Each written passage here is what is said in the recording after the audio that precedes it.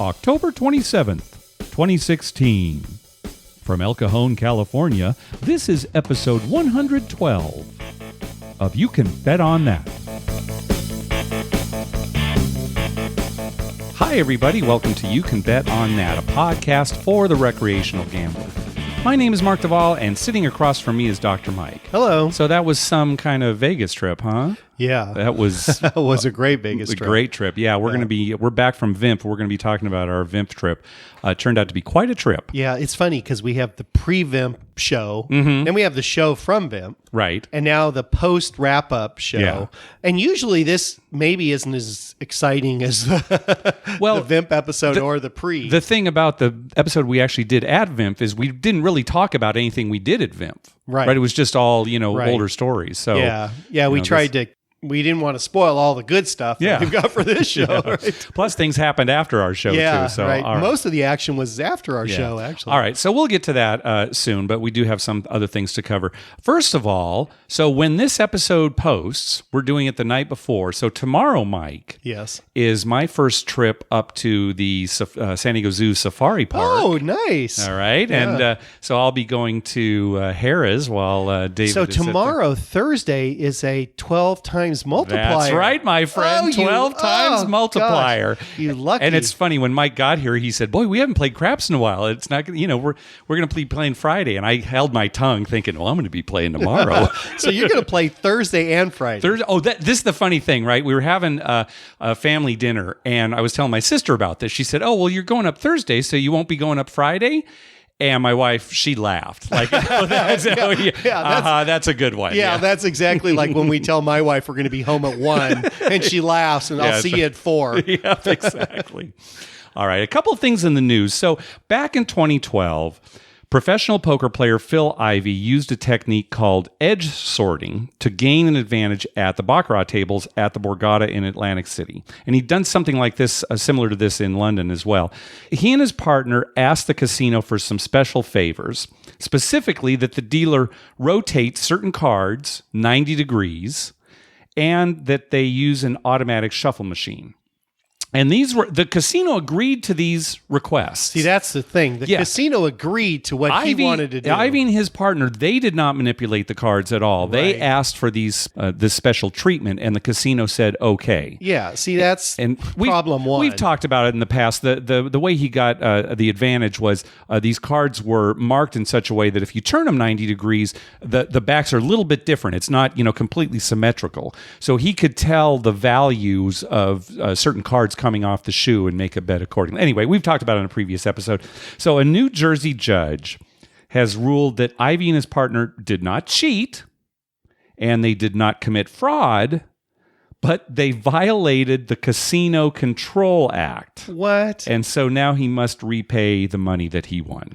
What? Explain that to me. Well, I'm not a lawyer, Mike, so I cannot explain it. I know, but come on, you must have some insight. It's just, I have no idea what this Casino Control Act says. You didn't look that up? No, I didn't want to bother with all the, jargon and what have you. But clearly this isn't over either, because Ivey has countersued, and so, I'm sure it'll be in courts. This will go to some appeals. But hey, whoever's a lawyer out there, call us up and explain how that can be. Well, of course, everybody on podcasts, and even Dr. Dave tweeted about it, saying, hey, this is, ridiculous. And I'm sure the guys at Gambling with an Edge, right, are saying, he asked for certain treatment. He got that treatment because the casino agreed to it. Yeah, to me, now I'm not an attorney either, but once they agree to it, isn't that a done deal? I mean, it'd be like, me asking you for $5 and you say, okay, here you go. And then you give it to me and you say, wait a minute.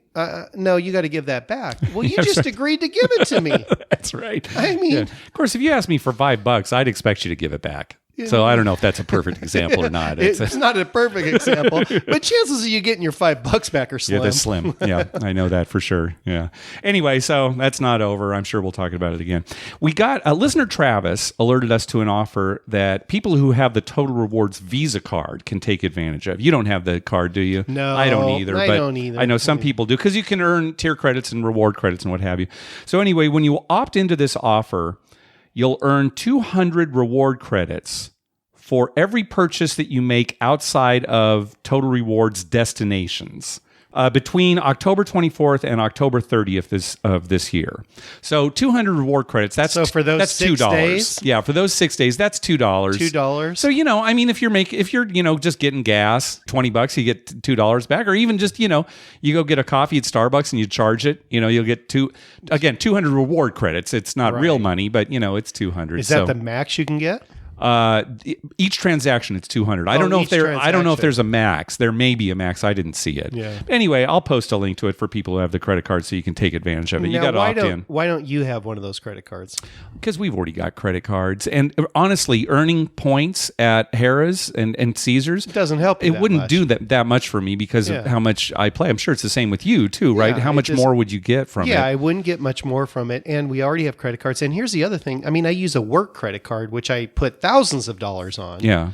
And get lots of points. Yeah. So and we have cashback cards. I'd rather get cash. Right, well, and plus that's the other thing too. If I had a credit card, it's not really fair to my wife to say, "Hey, everything that we're getting, it's going towards Caesar's properties." Is that okay? All the credit cards we use, not air miles or anything. You just want to buy junk at Caesar's, right? Couple things coming up. So the World Series of Poker Final Table is coming up this week. Coverage starts this Sunday, October 30th. At 8:30 p.m. Eastern Time on ESPN, and it continues through Tuesday on ESPN and ESPN2. Go to check our TV listings at our website for all the different times they have it. Just like last year, it's going to be on a 30-minute time delay. So viewers will be able to see the whole cards, but it's a 30-minute time delay. So, yeah. That's nice. I like the way they do it. I like starting on Sunday night, too. Yeah, that is nice. For people who work and stuff, it's great. It's a strange tournament because how many final tables, number one, are months past, the last time that you played. Right. And, you can research your opponents and, plus a 30-minute delay, these players are going into the audience or, talking to people who have seen the hands from 30 minutes ago and saying, hey, when you folded that hand, the guy was bluffing or whatever. Did he bluff? You never get that kind of information, at a final table. So it's an odd bird. I do like being able to watch it semi-live. I think being able to study somebody because who's in the final table and you can study in depth their patterns. Oh, sure. Because we all have patterns. Yeah, and you can train for it with, get some training. Oh, yeah, right. yeah. The other thing, Breeders' Cup is actually going to happen before we record our next episode. It's going to be on Saturday, November 5th at 8 p.m. Eastern Time on NBC. I know it's early, Mike, and we don't have the horses, but what's your thought? Where's it at? Santa Anita. Oh, okay. Mm-hmm. Yeah. Breeders' Cup. All right. Well, let me know as we get close. We're gonna have to, as we get closer, we're gonna have to pick a couple. All right. Horses maybe I'll tweet what you decide because you're the horse player. I'm sure it'll be goofy. So, hey, be warned. What's that? I said, be warned. All right, everyone out there. Hey, thanks to everyone who's been clicking through our Amazon link. Remember, whenever you're going to buy something through Amazon, go to our page first, youcanbetonthat.com, and click through our Amazon link at the top of the page. That way, when you make a purchase, we get a little kickback that helps cover the costs of hosting the show, and it doesn't cost you a thing. You'll pay the same price just like normal. Okay, let's talk about VIMF. All right. Let's just say at the outset, you had a winning trip. Yes. A fairly big win. A fairly big win. And I had a losing trip. I lost a little. Yeah. I actually lost a little bit less than I had won at Harrah's, Southern California the week before. So for 2 weeks, you're ahead a little bit. A little bit. Yeah, and I'm ahead a lot. Now, this is pretty unusual for you to have a really big win and for me to lose. Yeah, because usually when I have a big win, you've won, a fair amount too. Right. Mm-hmm. So, this is probably the least of all the permutations that happen to us. This is probably the least. This is the most rare. Yeah, the least common. That's right. It might have something to do with a certain crap side bet, and we'll talk about that as we move along on. Yeah, it was the goofy bets. And people out there will have to decide: does Mark really know what he's talking about when he says, this is lowest house edge and stuff like that, or is it Dr. Mike who maybe he's got the inside info? Yeah, well, it's up to them to decide. So anyway, we arrived Thursday night. We took Uber from the airport. I'll tell you, that ride sharing area at McCarran, that's busy. That was a Thursday night packed. too. It was packed. I think they're going to have to come up with some other location or something to deal with all the new. It was Thursday night, and there were so many people out there. I was sitting there thinking, well, how in the hell are we going to find our ride? I know. Because there were so many people And there was a big lineup of the Uber and Lyft cars coming in. So, I'm looking at my phone and it's like, well, he's here. He's been here for like 5 minutes, but he's just stuck in all the traffic trying to get in. So it did go fairly smooth. It did. Though, it was still faster than the taxi line. That's for sure. Based on our experience. I was telling somebody today at work, our Uber experiences have been really good. Yes. At least mine have. And you hear stories about... Well, of course, you hear the stories, right? The boring stories don't make the news, right? Right. But ours have been great. I mean, the guy who picked us up at the airport was wonderful. He took the shortest way to downtown. And, he drove normal. It wasn't some crazy ride or anything. So I have to say I love it. I know. And it was cheaper. It's cheaper. Yeah, we're sold on it. So that first night we stayed at Golden Gate. We actually couldn't get a room there for all 4 nights. Or I say you shouldn't, because I depend on you to get the free rooms. You waited so long to make your arrangements. Depending on me is a problem because I always wait. I just put it off. Oh, yeah, I'll do that tomorrow. And then 3 weeks later, I finally do it. I can't go to the rodeo finals at December because once again, I waited too late. Really? When I called last week, they're all sold out. You can't even get it comped through your host and everything? Nothing. Really? Yeah, it's sold out. I mean, you wait too long. It's a big deal. That's a big deal, Yeah, and I should have done that like in probably early September or something. No, that's what you have to deal with. That's right. That's right. But anyway, so that was the only night we stayed at Golden Gate. I went straight to bed, just like I said I was going to. Just like he said he did. He went in straight to bed. Actually, I went to ABC store first and bought some stuff, got you a Mountain Dew, brought it back to the table. I actually said hello to some listeners because you were already playing by that point. Right. Some people had already come up to the table, but then straight to bed. Mark brought me a Mountain Dew. I had the worst headache. The worst headache. I don't know why. We left. I was fine. We got off the plane. I had this terrible headache. But the Mountain Dew and the 4 Red Bulls in a 4-hour period got rid of the headache completely. Nice. So, of course, I had to talk all night long. Oh my gosh. So yeah, I went straight to bed. It took me a little while to get to sleep, as it always does the first night in Vegas, right?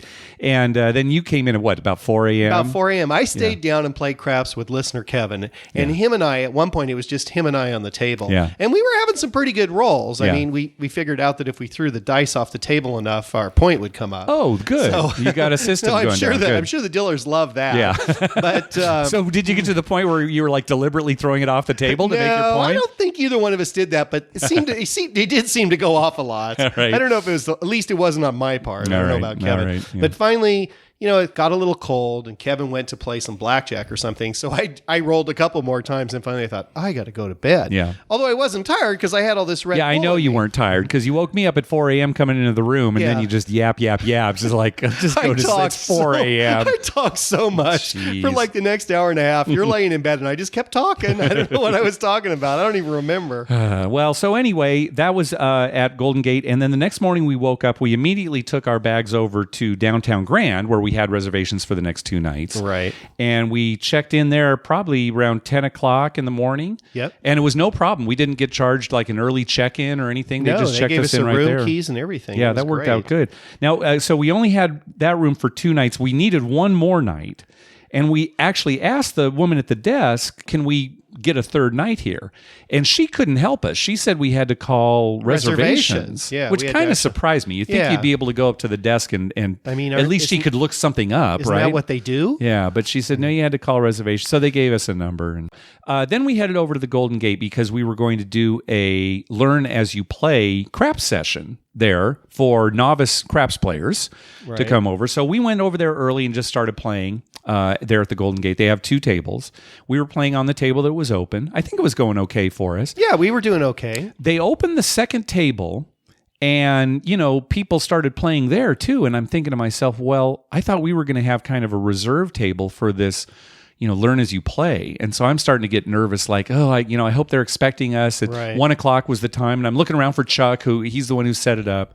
Well, about 15 minutes before 1, you could tell they kind of closed down the one table. Yeah. They closed one half and there was one guy there and they must have told him something because then all of a sudden the whole table was maybe, closed. Or they just waited. But they closed and I saw, and they were bringing chips to the table. And as it turned out, this was great. Chuck made the arrangements here, and what the Golden Gate did for us was they brought out a bunch of play money chips so that people could learn the game while playing with these play money chips so they wouldn't have to use their own money. Right. There was no buy-in. Yeah. Basically. So they could still get the sense of how they make the bets, how they deal with the chips, that kind of thing. And they were actual casino chips, so it felt the same. It wasn't right. like I mean, they weren't weird. negotiable, but yeah, they were the same consistency and Right. the colors and everything. Yeah, so it was basically like playing craps for free. Yeah. And this was great. They let me stand at stick position and actually, run Do the the stick stick. and have it while I explained the game. Meanwhile, they had real Golden Gate dealers there dealing, this pretend game as I explained it. Oh my gosh. Yeah, what a great event. Well, they were putting up the table, the chips, and the dealers, which they were paying, were getting paid. So for an hour, they didn't make any money, but they let everyone learn. Yeah, exactly. And that is great. An hour where they're paying employees and an hour where they could have been making money, dealing a regular craps game. Oh, I mean, just hats off to Golden Gate for setting that up. And of course, Derek Stevens and Chuck for getting it all set up. Yeah, it was wonderful. It really was great. Yeah. And I think everyone got a lot out of that. I think so. I mean, there were people who, at the end, I felt like they pretty much knew the game. We covered virtually everything. Yeah. And I think most people there, at least on my side of the table, they understood the basics. It was nice to have you there too.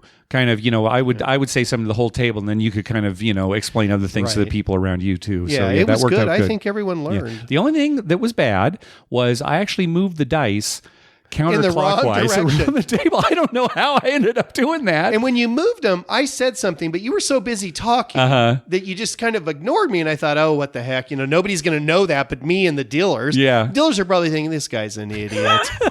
I didn't realize it till after it was done. I said, oh, I was pushing the dice the wrong way around the table to new shooters. Well, it actually probably made a little more sense to the people at the table. Because you started in one corner and you went backwards. I know. If I'd been thinking about it, I would have started the other side to the realization. Right. Anyway, so after that was the VIMF icebreaker there at the Prohibition Bar at Golden Gate. And then afterwards was the opening ceremonies that Chuck and Hunter did outside of Golden Gate. And then we went on our parade, on the VIMF parade around everything. I love the people on the Fremont Street just looking at you like, what the hell is going on? What kind of parade is this? Yeah, it's all just a bunch of walking. normal-looking people. There's nothing special about them at all. What's going on? Did you hand out money like you did last year? I did hand out a little bit of money, but not a lot. Afterwards, we went to Mannequin Piss, where Chuck led us in the oath for VIMF. Then we were going to kill some time before the VIMFPtucky Derby. So the VIMFPtucky Derby is the contest that we have at the Sigma Derby machine upstairs at the D. The little horses that run around. So we got over to the D about a half hour before that was supposed to start. Right. And we were at the craps table. Well, that was weird. I wonder why we started playing craps. Yeah, well, we were looking for something to do, I think. Yeah, so just bored. Anyway, we were playing there. And we got on this hot roll, and I'm looking at my watch, and it's like, oh, we're going to be late for the VIMFPtucky Derby. I mean, it was like 5 till, and the guy was having a great roll. It was a great roll, and it kept going. Yeah. I think finally 7 out, it was almost a quarter after. Yeah. So we were like already 15 minutes late. Yeah. And I was like trying to send messages to Adam Vegas Fanboy and Tim and Michelle and whoever I could think of to say, we're coming, we're on a hot roll, just wait for us.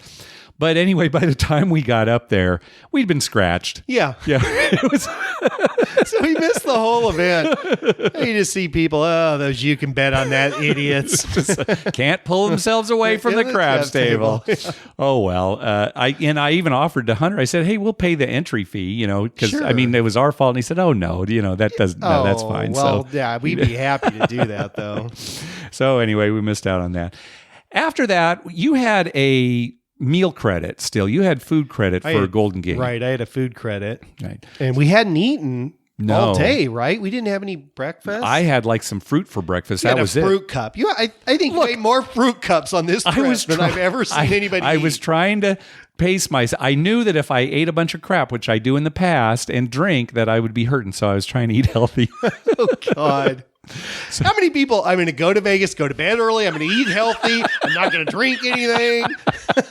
I'm happy you played craps. I did drink a lot less too. I can't figure it out. We'll kind of talk about that because the last night I thought I was going to drink a lot, but things turned out not quite as we expected. So anyway, You had a food credit still at Golden Gate, so we said, well, let's try do Pars again, because we had a bad experience before. Yeah. But it was at night. We didn't have to wait. We just walked up to the counter, sat at the counter. Well, the guy said, do you want to sit at the counter? Yeah. Yeah, sure. That worked out great because we had some bad service last time. And just sitting there at the counter, she's just boom, boom, boom. She's right there. She's right there. And I had pancakes and eggs. And what'd you have? I don't even remember. I had a open-faced hot beef sandwich. Oh, that's right. Yeah. And it was excellent. Yeah, and my stuff was good too. So a good experience to do Pars. So that kind of we made had up for good food and it was fast and everything went great. Yeah. Then we went back to downtown Grand, feeling kind of tired, but we played a little bit more at craps there. And while we were there, casino host introduced himself to you. Yes. And that's when and we hadn't called reservations yet. No. And that's when you said, as usual, we were putting it off. Probably. Right. But anyway, you talked to the host and you said, hey, we need a room for that third night. Right. And he said, oh, yeah, I'll take care of it. Yeah, right? he took care of everything. Yeah. Got us a room and got us all checked in and everything. So that was all taken care of. So that was great. Yeah, downtown Grand was good. I had a voucher there for $160 of free play each day. Each day For 3 days. Uh-huh.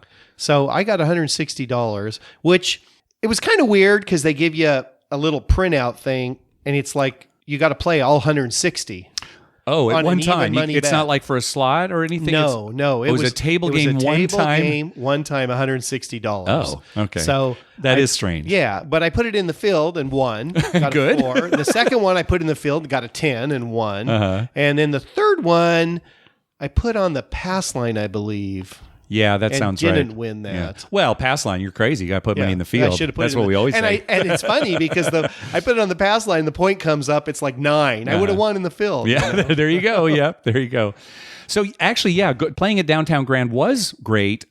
We took advantage of the free buy bets on the 4 and 10, which they still have. Although I don't know, Mike, in the long run, we might have lost money on that. Not a lot of 4s and 10s were coming up. It's hard to say, but yeah. And for me, what happened is like a 4 would hit, so I'd put 50 on 4, 50 on 10. 4 would hit, I'd get 100 back. Yeah. And so I paid for both of those. And then the next time one of them hit, I'd parlay it or something, hoping to make a hit. And it seemed like they never came again. That's true. Yeah, there weren't a lot of multiples. It was either break even or lose. But still, we definitely had good crews there, and we enjoyed playing there. And 10 times odds, usually a $5 minimum. So that was great. The dealers were great. Yeah. So anyway, we went to bed, and you woke up the next morning, and you said, okay, I'm going to go down and play. And I wanted to stay in bed a little bit longer. So you went down and played. And then it was terrible. Yeah. It was terrible. Probably the biggest mistake. I should have stayed in bed because that early morning Saturday was really the only losing part of the trip for me. And it was a super loser, right? But it was a super loser. You went to bed actually ahead for the trip. Yeah. And then I lost all that coming down Saturday morning. It just seemed like nothing was going. And it was just me and another guy. Yeah. But neither one of us could even get a decent roll. I know you called me and said, wake up. I need some help. I need some help. Get down here. And you actually came down, and it did kind of turn around a little. A little bit. I lost money too. Yeah, but it was still cold. Yeah. So we decided to take a break. We went to get lunch at Freedom Beat. It used to be Stewart and Ogden at Downtown Grand. Yeah. And I had a wedge salad because I was eating healthy. It was excellent. Yeah. You're lucky that didn't kill you. A wedge salad. There's so much bacteria I in know there. Your sister got sick last year at VIMF because of eating a wedge salad. I'm thinking, what is he doing? Oh, they're delicious. Oh, my gosh. What'd you have there? I think I had a club sandwich. Okay. Yeah. And didn't you get some like fries, some kind of... Oh, I got some fries with shredded beef on top. Oh, yeah. And cheese. Yeah, those were good. It was had a fries few of those. covered with beef. Yeah. My 2 favorite things. Yeah. So that was good. After lunch, we decided, well, let's go someplace we haven't played in a long time. And we decided, well, let's go to the California. Right. Because we hadn't been in there in a long time. Right. So we walked over there and were pretty surprised to see that they had double odds. Only double odds. And it surprised us because they're connected to Main Street Station. There's like a skywalk that you can go across. Right. They're owned by the They're same both company. Boyd Gaming. Right. Yeah. And at Main Street Station, it's 20 times odds. Yeah, it's so weird. Why would double odds and 20 times odds? I could see if one was like 5 and the other one was 10 or something, or one was double and the other one had 3, 4, 5. Yeah. But 20 times odds in one and double in the other. Yeah.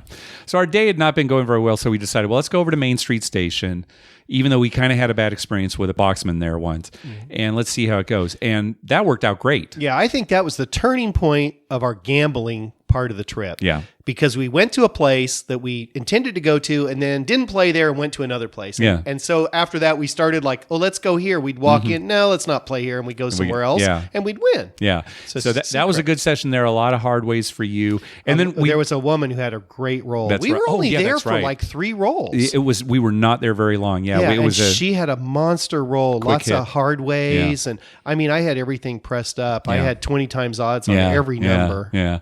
So we quit there and then we walked back over to California and actually played some blackjack. We sat down and played. And I don't know why we did that. I don't know. But it worked out good. It was great. We were both playing 2 hands. What was it, a $10 table? So I was playing 2 hands of 20 and I think you were doing 2 hands of 50. Did you buy in for $200? I think so, and I cashed out for like $380. Yeah, almost doubled my money. I thought I had. This is what he did. He bought him for $200, and we were winning the first few hands. Yeah. And you said to me, "If I double my money, I'm quitting." Yeah. Well, finally, we won a few more hands, and you said, "I'm quitting," and I'm like, "You don't have $400." Well, I thought I did because the last hand I had like a split and a double down, so I had a lot more money out there. So I looked at this stack and thinking, well, that's got to be another $200. I knew that wasn't. It was only like $20 short. It's good enough for me. I cashed out. So we cashed out, and I cashed out too, and I won. So I think I only won $100 or something dollars, but because my last hand wasn't good, but I was up more before that. We were getting it was just unbelievable. It was just you and I. Yeah. Then some bozo came and sat down, and that kind of turned our luck. But then we left. Then we left. Yeah. So good experience at Main Street Station and California. Oh, it was funny. At Main Street Station, you were asking if you could make put bets. Right. And put bets, we won't talk in a lot of detail about them now. Go back to episode 54 if you want to know more about put bets. But basically, a put bet is when you put a come bet directly on a number. And when you're at a casino that has high odds, like 20 times odds, it's better than a place bet. Right. Anyway, you asked, hey, can I make put bets here at Main Street Station? And they were adamant, no. They said, no, it's because we offer 20 times odds. Now, what we didn't say out loud was, well, the Cromwell offers 100 times odds, and they'll take put bets. And they'll take put bets. I don't understand it because they're still at an advantage. Oh, yeah. Right? Yeah. I mean, they're actually at a bigger advantage because if I put my come bet out on the come and 7 comes up, I win that. Yes. If I put it right on a 6 and 7 comes up, I lose all that. Yeah. So you've missed out on that first roll where the 7-11 helps you. It helps me, right? So it's actually to their advantage. Why wouldn't they? I guess so. Well, what they're thinking is no, but we want you to bet the same amount on the place bet that you would have made on a put bet, right, and that's to our advantage. Yeah, so then that is to their advantage. Don't know. But anyway, all right. So after that, I headed over to the NERDcore Beach Club and swap meet. You didn't come with me. You were probably still looking to earn some more money, so you played a little bit more. Where did I go? I don't know, because I went over there. Boy, I don't even remember. You blacked out. I might have been at Downtown Grand. All right. Well, anyway, so basically it was like this swap meet. I had a bunch of casino chips that I brought with me. It's funny because I had trouble getting through security at the airport on the flight to Vegas because my baggage looked suspicious, and they had to, do a manual. It was all these casino chips that I had in like this Ziploc bag that had set off something. Well, they're probably wondering what all these little discs are. Yeah, little discs. Some of them have metal. You're like Ant-Man, and you're going to like enlarge people or shrink people. Or something. Yeah. But anyway, so I had this big bag of casino chips. So I went to the swap meet, and the swap meet was kind of fun and silly, and Chuck was, doing all these different swaps and everything. So I had these chips, and I ended up paying 50 cents for some Vegas, goofy paraphernalia. I gave Chuck 50 cents, and then he turned it around and wanted to give me my 50 cents back for something. And I ended up selling him a Fitzgerald $1 chip for 50 cents. He lowballed me. Yeah, that's really lowball. I don't even know. It was the pressure. The microphone was in my face, and I didn't know what to do. Tell him all the other stuff you got so I can make fun of you. Well, so the rest, I traded in some of my casino chips for British candy. Some of that sweet British candy, my friend. And he's talking about real British candy. Well, it's those candy Mars bars. It's those Mars bars, right? And now a Mars bar in Great Britain is like a Milky Way bar here. Right. Delicious. It's like he comes back to the room, and I'm like, well, what did you get? And he's got these little snack-sized candy bars. I had a lot of them. Fun size. They were fun size. I had a lot of them, though. You know what fun size is. And he comes back, and I'm like, you're like Jack and the Beanstalk. You go away with these chips that you paid money for and come back with fun-sized candy bars. Yeah, I probably got reamed on that one. Yeah. I think you got reamed a little bit. But it was fun. we ate all the candy. We didn't get sick, so I guess it turned out okay. It's that delicious, that sweet British candy. I love that. Extra sweet. Yeah. All right. So then I'm sure we played some craps a little bit more after that. Yeah. But then we headed over to the D for the VIMFPFERNO slot tournament. Yes. So that's the first year they've done this. And this was great because it was only a $20 entry fee. Yeah. And anybody who's been in a slot tournament, it's a lot of fun. I think it's kind of hectic. This is a definite must do again. I think so too. I hope they do it again. Everyone who goes to VIMP should enter it. It's $20. It's $20. So much fun. And yeah, it's hard to win and it's sort of random, right? You do have to kind of do things quickly, but ultimately you have to have, some luck too, right? And but the thing is, people stood around and watched. Yeah, it was fun. After you did yours, you watched everyone else. Yeah, it was fun. And kind of made fun of people and stuff. It was. Yeah. I thought it was good. Oh yeah, definitely. So then it was time for the main event. We got in line early, and so we got pretty good seats after the boosters. I tried to sign up to be a booster when they first announced it, and I got shut out. By the time I went to the website, I got shut out. So all the boosters got in first, but Chuck was able to get everybody who was there into the D showroom. So that was great. Yeah, they were packed in there. Yeah, it was great. That was really great. So the main event, the first up was a Vegas gang. They had this great interview with journalist Norm Clark. I mean, that was excellent. Yeah. If you haven't heard it yet, check out the Vegas Gang podcast because the interview with Norm Clark is excellent. Loved his stories. I loved his Pete Rose story. Yeah, Pete. Yeah. I've repeated that like 3 times now to friends of mine who are sports fans. Yeah. And they get a big kick out of that. That's a good story. Yeah, it really is. Because you could see Pete Rose hitting somebody, absolutely. right? Yeah. Well, don't spoil it. Well, okay. All right.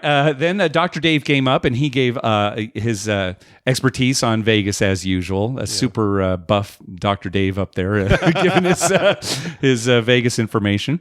Then it was 5 Honey by Midnight, Tim and Michelle, of course, and we bought them fireball shots. I went up and bought some and gave them to them beforehand. Yeah, I don't know if that was such a good idea. Yeah, I don't know because Michelle had some issues later on. Yeah. They had to kind of help her out of there, and I feel like we contributed to that. You didn't force her to drink the fireball, no, but I didn't, but she downed it pretty quick. I said, did she? Well, anyway.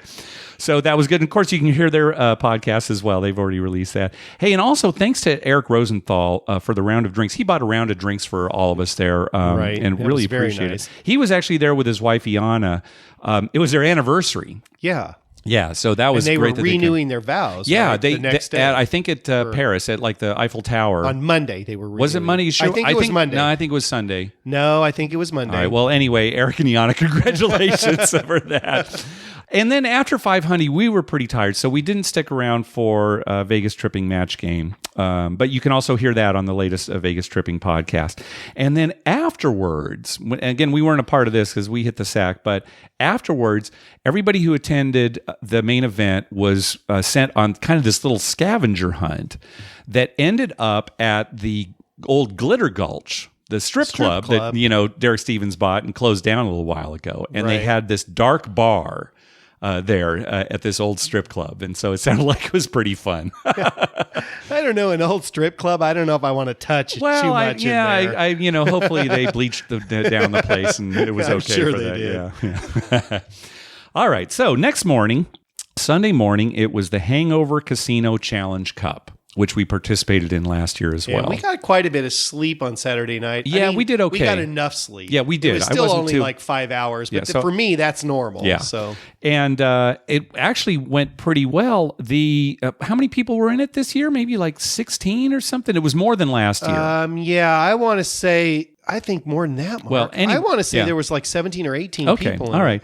But, another great event, it's 3 different games, right? It's Blackjack and Ultimate Texas Hold'em and 3-card poker. Right. And so I was on Blackjack for the first round. For the first round, you were on Ultimate Texas Hold'em. So at Blackjack, it went pretty well, and I was the chip leader at my table when it was all over. Right. But then the next 2 rounds where you switch, apparently the next 2 Blackjack rounds were terrible for players. Our Blackjack round, we were the one after you, was absolutely horrific. Yeah. I mean, the dealer made hands like you would not believe. Yeah. And everyone was getting wiped out. Yeah. I mean, you couldn't even... we knew we had to win on blackjack. So, we started off a little slow, but it got towards there's 5 hands left. I'm like, okay, I got to put some money out there. And then, she was getting blackjack. I think the last hand she hit like a 5-card 21 or something. Yeah. So, well, anyway, as it turns out, I was the chip leader going into the final table, which doesn't really mean much because they reset your chip stack. But, I had won the most on all the games. Unfortunately, and I talked about this on the VIMP show, and I don't even want to go into this. I probably made a mistake at the end. I keep going through my head. I think you and did I'm make not, a mistake. I don't know. It was what's bad. funny is we both screwed up in that tournament. Yeah, because I ended up on 3-card poker, right? Yeah, and remember, I thought, well, I did so bad on the first 2. My only chance to make the finals was to make some bid bets on 3-card poker. Oh, so I got some hands. Yeah, and I got some hands. Yeah, and at one point I got up to like $12,000 or something. I started with 5. I got up to 12 or 13. And then I thought, well, I'm going to go for it here. And had I not, I keep going over this, had I just made a minimum bet the rest of the way, I might have squeaked into the final table. Because I wasn't busted on the other 2. I was low. Yeah. But I had enough on that. That was like what you won. Didn't you win? You ended up with like 10,000 or something. Something like that. Yeah. I had 12,000 there. Oh gosh. Well, right? And I thought, in my head, I don't know why I kept thinking, oh, I'm so far behind. I got to go for it. And I should have just cut back to nothing. Yeah. I might have squeaked in. Well, my move was probably boneheaded. I don't think it was awful, but it was bad. And we talked about it, and we both ended up out of the money. So let's drop it. So you're going to have people have to listen to the other podcast to hear because I don't want to talk about it anymore. So anyway, it was pretty close to the time when we were going to do our show at No Bingo Bingo. So you and I headed back to our room at Downtown Grand because our show notes were there and what have you. And we go up to the room, and our key doesn't work. Right. All of a sudden, we can't get in the room. And so we're both thinking, oh, well, what happened was somehow this third night, maybe we have the room, but somebody didn't get the word, and our key has been deactivated. Right, exactly. So you had to run down to the front desk. I ran down to the front desk, and that's a little bit of a trip. Yeah, because we were on the skywalk on the other side of the street, where the so you got to cross the street, get back to the desk there, and it actually went pretty quick. She's like, oh, okay, keys, no problem. She gave me new keys, and we went back and got our show notes. So ate some of the British candy. Yeah, got hopped up on that. But it was a little nerve-wracking thinking, well, okay, I think I remember what we were going to talk about on the show, but we did have all our notes there, so... but anyway, we went to No Bingo Bingo, so there was no bingo. No, right? There were no distractions bingo. This time. Yeah. So and actually, I liked it better. Well, I think so too, and I think all of the podcasts were better this year as a result too. Well, the problem with the bingo was not so much bingo, it was that you're doing 2 things at once. Yeah. And so you don't know where to focus your attention. Yeah, it's true. Yeah, you can't really gauge the crowd and how. Yeah, that's weird. Yeah. But this worked out great because 88 Days to Macau, those guys from Macau Tripping, they talked about, their trip to Macau. Which was very interesting. Very interesting, yeah. Then Vegas Fanboy went up and absolutely killed. Yeah, he was hilarious. He was very funny. Yep. And then Denton, Dallas, and Beyond, it was Edwin and Rue, but no Sparkles. I didn't know till we were actually in the showroom that Sparkles didn't make the trip. And you said that, and I'm like, but I asked you like the day before. I haven't seen Sparkles. Well, I hadn't seen her either, but I mean, there were a lot of people I hadn't seen yet. But I insinuated she wasn't there. Well, I guess you thought I was saying, well, we just haven't seen her. That's what I figured. Yeah, it turns out she had to stay home with a sick kitty. So, that's too bad, but at least, Yeah, they were good though. They were. See, I think it was because no bingo, right? And really, it's a little easier to follow what they were saying. And I think they were more relaxed and it came over very well. So, yeah. Right. And at the end, they asked audience questions. Yeah, that was funny. That was very funny. That was funny. Yeah, I like that. Yep. And then we did our show. We had to follow all 3. Yeah, we had to come up. We ran up the end, but I think we did okay. We just told a bunch of funny stories. Yeah, we told some stories. And for people who haven't listened, go back and listen to that. There's the naked guy story. The naked guy story is, I think, probably the hit of that. You really brought it home talking about, where did he get the food? So, yeah. All right. So that was officially the end of VIMF. So our plan now was to... Well, we should, let's say, thanks to Chuck and... Oh my gosh. They do so much work. And I know they have a few other people now that help them with a few things. Yeah. But God, it's amazing. Yeah. How much work they put into that. Well, and they're in Vegas, not getting much sleep and drinking like the rest of us, but they're still, putting all this stuff on and showing up. Yeah. I mean, I could never do that.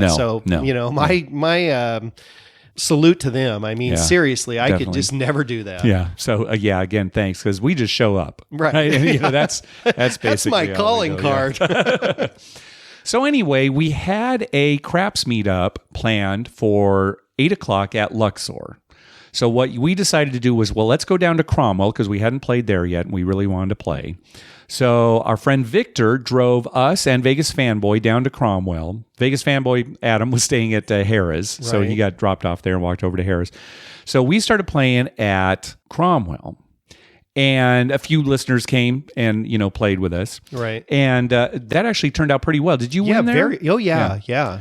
Once again, great crew. Never got to a full 100 times odds, but I had 50, 60 times odds. Okay. Quite a few times. Yeah. And we had some good rolls. There was the Dodgers were playing the Cubs on TV. Oh, yeah. And there was a Dodger fan there who was... And everyone else on the table was a Cub fan. I was kind of neutral. But, he was getting under the skin of some of the... Well, he was drunk. He was, going, hey, come on. And it's funny because when he had the dice, we started calling him Steve Garvey. Yeah. Instead of Lee Harvey. We called him Steve Garvey. and he rolled the dice one time, Mike. I've never seen anything like this. One of the dice got caught on the top of the display where it shows, the little display that shows limits of like the table limits, and everything. right. Yeah. It just landed right there. It bounced on the table, if I remember correctly, and then just bounced right up and it just sat on the top of that sign. I know, yeah. Everyone's like, what the heck? It didn't fall off or anything. No. It was like somebody just placed it there. Never seen it before. And of course, it was a no roll. Yeah. I think they should count that. There were a couple of interesting things there. First of all, let me talk about something that Brian and Sarah were there. We played with them quite a bit. And Brian showed us something that he learned at Downtown Grand that we had never seen before. And it's a way to tip the dealers by adding to your odds. You take $2 and you put it on top of your odds, even if you already have max odds. And now the dealers have odds. Right. So $2. And they get paid accordingly. Yeah. Now, if it's 6 or 8, they just get $2. Right. But if it's 5 or 9, they get 3. If it's 2 or 4, 4 or 10, they get $4. Yeah, plus the bet. So I'd never seen that before. No. It's unusual that. Now, do you think every casino would let you do that? Well, I would guess so. And let's try it out at Harrah's when we go this week. But Brian and Sarah, they were doing it at pretty much every casino we went to, and nobody said a word. It's like, it's something at craps that all the dealers seem to know, and we've just never seen it before. And it's funny because look how much craps we've played in our life. I can't believe. And here we learn something new. Yeah. We give a lesson on one day. 2 days later, they're teaching us. Isn't that great? Oh, and here's something else we learned too. And maybe if we thought about this before, we could have figured that this would be a good way to go. But again, with put bets, right? You had some put bets out there at Cromwell, right? So with put bets, if on the come out roll, if a 7 comes up, you actually lose that base bet on the put bet. Right. The odds aren't working. So a lot of times what they'll say is, do you want to leave your bets up? And we've said in the past, you really shouldn't do that because if another 7 comes up, if you were but what they said was, no, here's what we'll do. Give us the money for the base bets that have lost. We'll flip your put bets into place bets just for the come out roll. Right. So everything's off. And then after the come out roll, we'll make them put bets again. It's like starting a new bet. Yeah. So I just give them the money and make it a place bet now. And then they don't care if you turn your place bet over to a put bet. Because it's just like saying, pull my place bet down and then now I want to make a put bet. So I know this is kind of technical. This is kind of, because there were plenty of dealers we saw in Vegas who didn't know what a put bet was. Right. So I know we're getting deep into this game. So if you're not following what we're saying, that's fine. I know we're getting technical. At 4 queens, I wanted to make a put bet. Yeah. And 3 of them they didn't know what it was. They have no idea what a put bet. I'm like, what? Yeah. Anyway, so we learned 2 new things at least about craps. So that was fun. So anyway, so then we went and got some dinner. We went to Johnny Rockets. We didn't have any big meals. We didn't when we're in Vegas, especially since we weren't there with family or anything. We just ate wherever we could. Our quickly. friend Paul was there with us downtown, and he asked me the next day when we were back home at bowling. He said, "What'd you guys eat? Where'd you eat?" Yeah, right. So he was kind of complaining about the food downtown. Okay, I guess they went to some buffets. They didn't have good buffets. Yeah, I said, "Well, you went to a buffet, Yeah, and I'm like, "Well, we just went to fast food, basically." Yeah, that is what we did. It's true. It's true. And usually we do kind of try and get a good meal in, But we had other stuff to do. We had other stuff to do. Yeah, you're talking about Paul. We've mentioned it before, one of our best friends who was there during VIMP weekend, who was staying at Four Queens, and who we hardly saw at all, and who didn't come to our show and anything like that. He kind of has a lame excuse when he's down on the Strip the same day. Yeah, but when he's like downtown. In the casino next door to the one we're in. All right. So anyway, we headed down to the Luxor meetup. Now, this was courtesy of casino shift manager Mike Patton. He set up everybody on 360 Vacation 3 at Luxor when they were there last year. Right. And he contacted us. He said, hey, are you going to be doing anything for VIMF? Can I set you up for anything during the VIMF weekend? So he actually contacted us. Yeah, and he was wonderful. Oh, wasn't he great? Oh, he was wonderful. I came back and said, hey, can we play craps there at 8 o'clock? So he said, yeah, I'll have a table for you, $5 minimum. Yeah. So 8 o'clock, he's there. He's got a table for us. And the people started showing up, and way more people than we expected. Yeah, I was thinking came. Honestly, gosh, I hope we have enough for a table. Right. We're not wasting his time like 5 people show up or something. No, it filled up completely. It filled up immediately, and there were people standing around. Right. And so I'm thinking, oh no, because I'm thinking people showed up, and now they're not going to be able to play. So I went over to Mike and I said, hey, we've got way more people than we thought. Do you think you'd be able to open another table? And he said, yeah, let me see what I could do. And within like 10 minutes, another table opened for us. And you know what amazed me? How fast that other table opened. I know. Because usually, like at RinCon, right, when they're going to open a new table, they got to come and they count. And get the dealers. And, It takes forever, right? Sometimes it's 25 minutes before you get that open. That was open so quick and full, and people, and that table filled up. Yeah. And then a couple of our listeners I know had to go play at one of the other 2 tables. Really? That were open. Yeah. Wow.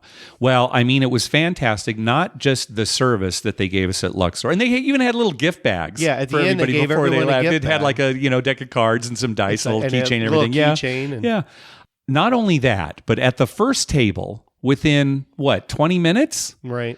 We hit the all small tall. Yeah, it was listener Lindsay. Okay, her and her fiance Gary were there. Turns out Lindsay's parents live within a stone's throw of my house. Oh, really? She grew up. She went to the same middle school that my daughter goes to, same high school my daughter is going to, same grade school. Yeah. And Gary's from that area too. Yeah. And now they're engaged and they live right here in La Mesa, close to your house. Close to me, yeah. But anyway, Lindsay got the dice and she just had a great roll. Yeah. And when she needed, I think she got one side and I think it was either a 2 or a 12. Yeah. And within like 2 rolls after she got everything else, she rolled that 2 or 12. Yeah. And I did a victory lap around the... so we haven't talked about it yet, but all tall, small. We've talked about it on the show before, but it's kind of a long shot bet. It's a side bet at the craps table that I never bet. Right. But almost everybody at the table had this bet when it hit. Yes. And we all did. I think everybody The did. all small and the all tall pay 35 for one each, and the all...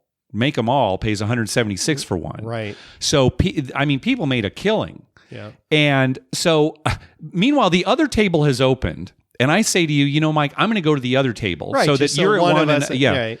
And I'm thinking, I'm glad that another table opened so people are able to play. Right. But it's a shame that we couldn't all have been a part of the all small tall.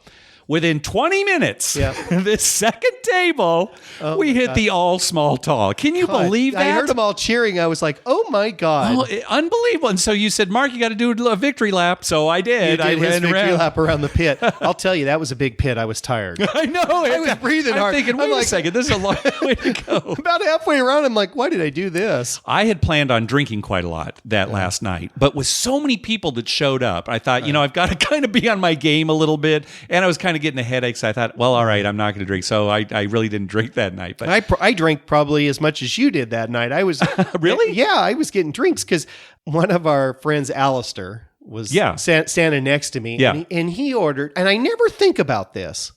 He ordered a margarita. Yeah. And I never think of that in a casino. Oh, I never think of that either at a table. Yeah. I love margaritas because, here in San Diego, we drink those a lot. Yeah, we get them. And so, I got a couple of margaritas. Right. And, they weren't super strong, but they were good. Yeah. They were good. So, I drank a little.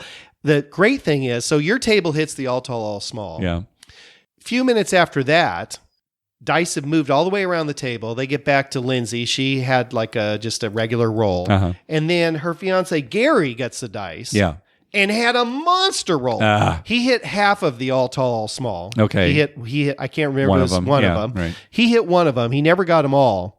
But he rolled so many hard ways. It was crazy. Yeah. So after his roll, I had made back everything I had lost and was back up way again. And you were bad-mouthing me to the players of the table, right? Oh, yeah. Because all the money you were making on hard ways, right? Hard ways and the all tall, all small. I made all that money. And, you were like just breaking even, right? I think for that whole Luxor session, I basically broke even. And I cleaned up. So I don't know what to tell you. All right, yeah. I parlayed. I started with a $5 hard 8, I think, and it went to 50, went to 100, hit it at 150, went to 200 and hit it. And I was hitting it for him and the dealers. I mean, we were going crazy. Yeah. Well, I mean, what an event. Well, we couldn't even have imagined. Thanks again to Mike, Pat, and everybody at Luxor. It was just terrific. When we left, Mike walked us out. Oh, that's the other thing. We said, Mike, where does Uber pick up? He walked us all the way out to the where they have and it him there, and I chatted the whole way out about football. Mm-hmm. Like he was like my buddy or something who, and he was so nice. Just great. Great experience down there. Yeah. So anyway, back to bed, and we woke up Monday morning, and really, I mean, you had a decent comeback, but you were still down for, excuse me. That's right. We headed back to downtown Grand that before we went to bed, we got wiped out. Yeah, we lost. Playing it afterwards at downtown. Right. Oh, that's right. It was not, it was that's not good. Right. And then we went to bed. All right. But we did wake up the next morning, still both of us down. Right. Just barely. Yeah, I was just barely. And so we decided, well, what are we going to do? And I think the downtown Grand table was not open yet. No. This was Monday morning. It was Monday morning, and that didn't open until 11. Right. And this was like about 8. So we were looking around, and we ended up at the D. We couldn't really decide where we were going to go. Yeah, but I think it was another thing. We said we were going to go somewhere, and then we got outside, and I said, no, let's just go to the D. It was closer. Yeah. So we started playing there, and long story short, we hit the all small tall twice there. All of them. In the course of an hour. Yeah, and we hit half of one. I rolled half of one, like the all tall. Yeah. Then I rolled all of them. Yeah. And then you got the dice and rolled all of them. That's right.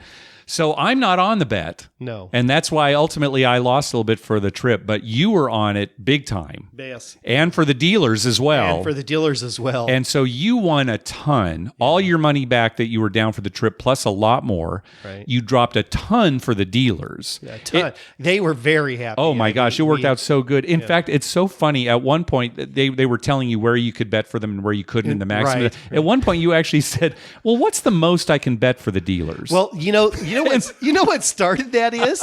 They would not let me parlay their hard ways. That's right. That's right. They had to take it down. Yeah, I had you like couldn't piggyback. I had like $100 hard way for me and a $25 hard way for them. Yeah. The hard 8 comes up. I get 900. I wanted to take them to like 50 or something, and they couldn't. They said, no, we got to come down. You got to come down. And I was like, what? You can't parlay? I mean, because I asked to be piggyback, so you can't do that here. So I said, okay, well then, what's the max I can bet for a dealer?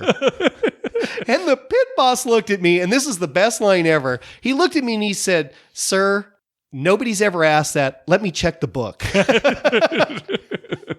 And he laughed. Is he like there was some book? Yeah, like there's a rule. There's a rule. A maximum on how much a player can. Yeah, you were George. They called you George. That's a nickname for somebody who tips a lot. Right. They said you were like a monster George. When the dealer pushed, he told the other guy, this is our George. Yeah. So that's how gambling ended for the trip. And I had a nice comeback too. I mean, I was down quite a bit, and I got more than half of my losses back just on that last table. I'm just laying into Mark at this point about why he's not on these bets. I mean, I'm cleaning up. I mean, my rack was why you won full of $500 chips. Yeah, I posted it to Twitter, yep. And Mark wasn't betting any of them. No. So, the rolls were good, right? Yeah, I was still making money. Yeah. He was making money, just not a lot. And so then I said, well, I've had enough of this. So I just started making a bet for me, a bet for the dealers, and a bet for Mark. I just put him on. Yeah. And it went around the table after I had rolled mine. It goes around the table. And it gets back to Mark, and for whatever reason, when I made those bets, I didn't put you on. Yeah, so when I was rolling, that was the one time you forgot to put it, and then I rolled them all. And then you rolled them all. The one time when you were rolling. Yeah. I'm not mad. You were making smart bets. You can't be mad because you were making smart bets. But I'll tell you, I mean, the chances of winning Make 'em All is about 1 in 190. Now, it pays 176 for 1, but the chances of it actually happening are about 1 in 190. So Boy, did we beat the odds on a this. weekend Oh my like gosh. that. Well, it wasn't just there either. We hit a bunch of them at Golden Gate. Yeah, there were times where we hit, one side or the other that we didn't mention before. And but it was coming up a lot. At Golden Gate. Yes, I hit them all once at Golden Gate. I think on that whole trip, remember one time we got in too late on the roll? Yes. And there was a guy who had a quarter on each one. Oh my gosh, that's right. And he rolled them all just quarter so on each fast. one. That was so fast. He rolled them all. And we came in the middle of his roll. But we must have seen that hit at least 6 or 7 times during the trip. Make them all, It was crazy how it was coming up. It was coming up like crazy. So good into the gambling part of the trip. So anyway, we went back to the room just before we left the airport. We went back to the room to get our luggage, and we were locked out of the room. Locked out again. Jeez. And now we figured out what had happened was you had called earlier and said, "What time is checkout?" And they said 11. And you said, "Oh, can we get out at 12 instead?" And they said, "What'd they say? Like, no problem?" No problem. Yeah. She said, "Oh yeah, no problem." So we're trying to get into the room. It's like 11:30, right in between those times. So we're locked out again. Well, but now we've got a flight to catch, right? You know what they're thinking? They're thinking when I said 12, they're thinking, well, they're in the room. They're going to sleep till 11. Yeah, they're not going to. Right. They're not going to leave the room. They're not that stupid, are they? They didn't know at 8 o'clock we were going to go gamble and then run up to the room and get our luggage. We just didn't want to check our luggage. That was the whole idea. Yeah. So we come back. We're locked out. Then we're panicking a little bit. We got to run down because, as usual, we're cutting it as close as we can. Yeah. We got there in enough time to grab a burger at the airport. In fact, we ran into Taylor and Tara at the airport. They were right there, so we sat with them real quick and ate. And then we had to check in, and we were on the same flight as Al from San Diego. Right, one of our listeners. And we said, "Hey, Al, how's it going?" And he hasn't gotten on the plane yet. He's walking around with just this panic look on his in his eyes. Yeah. He's saying, "I don't know where my backpack is." He had put his backpack down somewhere, and we don't know exactly what was in it, but I have a feeling maybe cash, maybe his winnings, yeah. But anyway, luckily I guess he had been like playing a slot or something and just put it down and left it there. Luckily, it was still there when he went back. He found it, but he was on the flight with us. Yeah, he could have had his wallet in there too. I mean, that's true too. Yeah, right. Stuff, it wouldn't be. Yeah, exactly. So. Anyway, that worked out okay.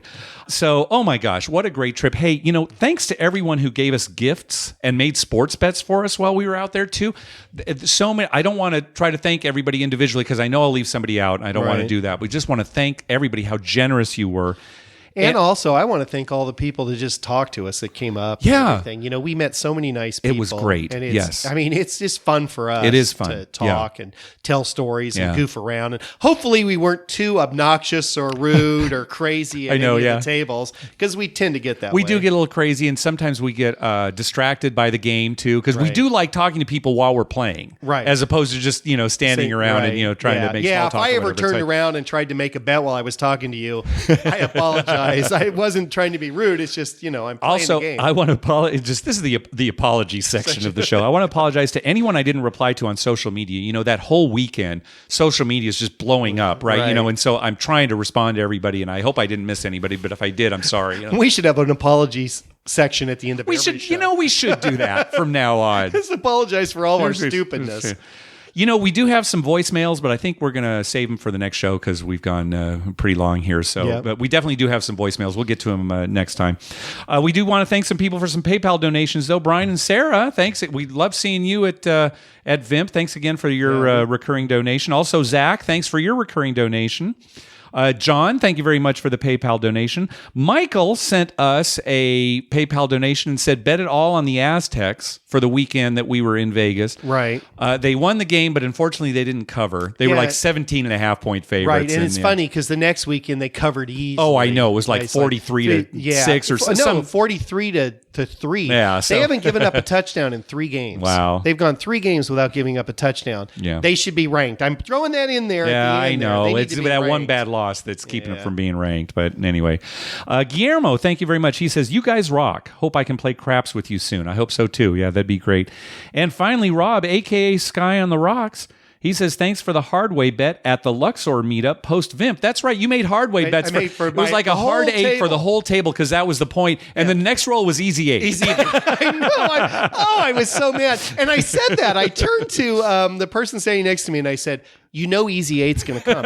I mean, it's almost guaranteed we're going to make the point, right? Me making hard way bets for everybody. Yeah, that was funny. And Rob also introduced us to his son was there when we saw him. So again, he's Sky on the Rocks on Twitter.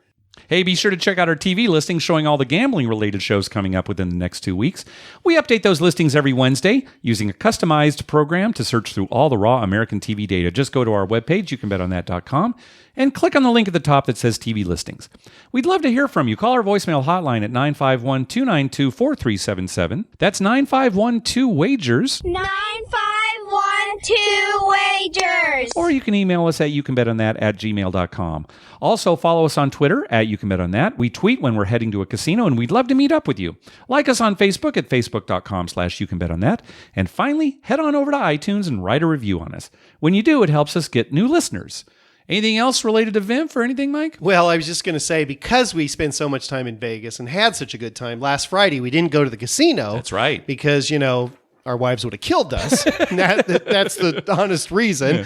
And also, I missed my kids. Well, no, I couldn't. Yeah, I had been casinoed out. Yeah, it was just a little too quick and too much. But then Julie, our friends David and Julie texts you, right? And she hit a... Well, David texted me, they went out they were saying, hey, are you guys here? They were out there Friday night. Yeah, Julie hit a royal flush. Julie hit a royal flush. Another royal flush hit. Yep. Mm-hmm. How come we can never hit one? It's never going to happen. God. Yeah. But anyway, so we didn't go last weekend, so I'm itching to go. Oh, I know you. Now I know you're going tomorrow. I'm going to be at work, my friend. I'm going to text you. I'm going to be I'm at the table. I'm there right now. And people are going to say, "What's Mark doing here on Thursday?" I know they're going to be asking where you are. Yeah, they're going to think we had some kind of falling out or something. That's what I'll tell them. Oh, Mike won't be coming back. Yeah, just tell him. Mike is really pissed. He's upset. Yeah. No rodeo. No crap. That's right. All right. Thanks for listening. Good night.